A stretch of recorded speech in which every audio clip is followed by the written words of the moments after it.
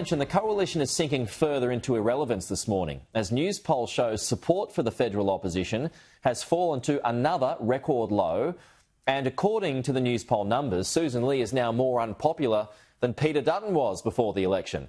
Joining us live is the Shadow Communications Minister, Melissa McIntosh. Melissa, thanks for your time this morning. So we'll start there before we get to the Senate inquiry later on today. Start with the good news, hey? Yeah. Let's rip in. Let's get right to it. How terminal is this decline in your view?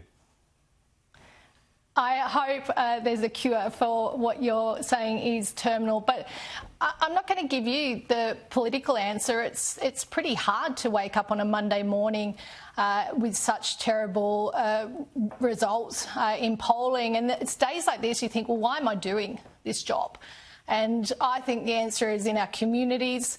I surveyed my community recently on the issues that matter to them, and they don't want net zero. 87% are struggling quite significantly under cost of living pressures. We're feeling the pressures of immigration. We're feeling the pressures of being left behind, and we should be prosecuting quite strongly against the government. They've had 3 strikes. Like their pathway to net zero looks like it's failing. Their pathway to build new homes is failing, and they promised $275 less on your city bill. This is 3 strikes. They should be out. We should be a strong opposition now. So you're right, it's hard, but on days like this you think about why you're doing this, and this is around having a voice for your local communities. Yeah, so you're right. You mean you should be a strong coalition, but you're not. And this is interesting. So whenever I ask members of the coalition about news poll, and the numbers are usually bad, they kind of spin it and try and stay positive. You sound like you're quite worried about it. Is that right? I don't want to spin it. Australians aren't happy with us. We lost an election and we were annihilated at the election. We need to get our act together. We need to focus on being a strong opposition. That's what I have tried to do, along with Anne Webster, my Nats colleague, in holding Optus and the government to account when people died with 000 outages. If we can focus on that, I think Australians will start coming back around, but they just don't like what they're seeing right now. And I love going back out in my community because it's a reality check. My community isn't anti-environment, they're pro-reality, and reality right now is not really great for us. So, are you thinking about another career option? Are you at that stage?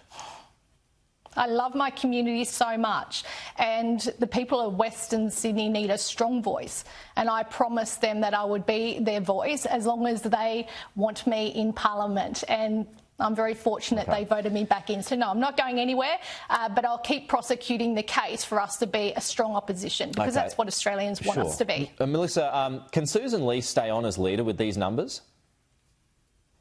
Susan still has my confidence, and she should be able to stay on as leader. As I said, we're down in the dumps.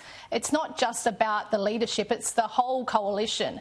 And the people that are left, my colleagues, they're wonderful, talented people, and we should be giving Susan a chance. She's made some strong economic statements. We are getting back on track when it comes to policy development. I don't think it's as bad internally as what the media likes to make out, but it's time for us to stay focused on the path ahead. Right, but when she's starting to talk about the band shirt or the music shirt that the Prime Minister's wearing, I mean, was that a misstep? Is it stuff like that that shows her head's not in the game properly?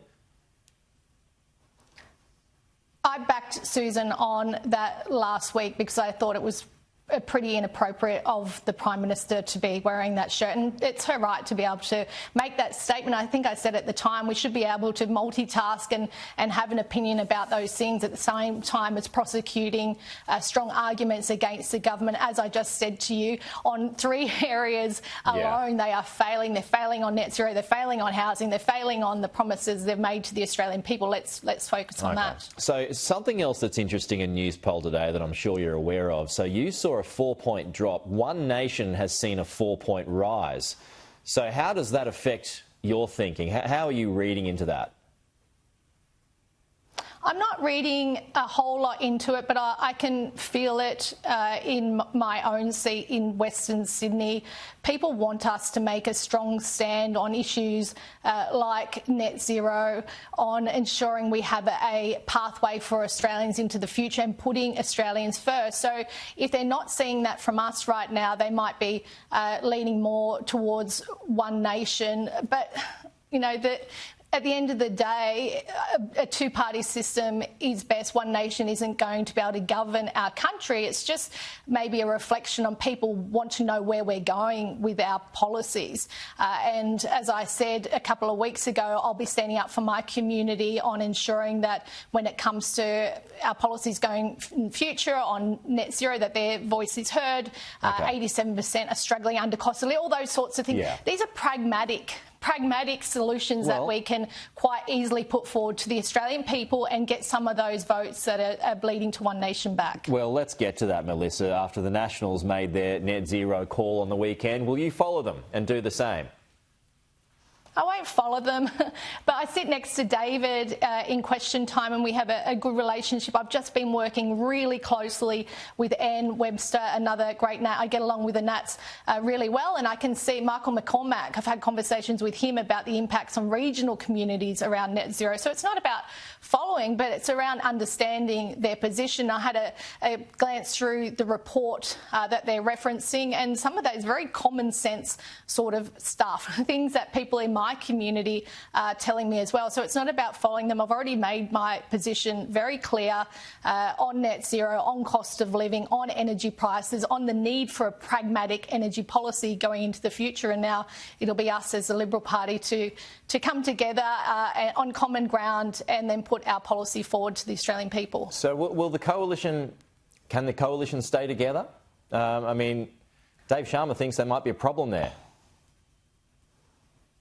I can't see any reason why we can't stay together right now. As I said, I read the report. I have a close relationship with the Nats, and what they're doing is, once again, listening to their communities. That's what we should all be doing as good members of Parliament, going back to your community and being their voice. So I'm a strong coalitionist. I hope that the future is a lot brighter for us than it is and has been over the last few months. Okay, but if you move against net zero by 2050, I mean, the question always comes back: how are you going to get the cities, which you've lost? I think it's around, that's what I'm saying, a pragmatic energy policy. We do need, it's not about the winning of votes, it's around appealing to the Australian people. I need to represent my community. I mean, the cities, why aren't we looking at policies that might resonate there, that gets us to where we need to be, whether it is short-term on gas, whether it's long-term on looking at dropping the ban on nuclear. I think we should be able to get to a solid ground as a coalition and, of course, start appealing to the inner city seats that were once strong Liberal seats as well. Melissa, I got you on originally just to talk about the Senate inquiry today involving.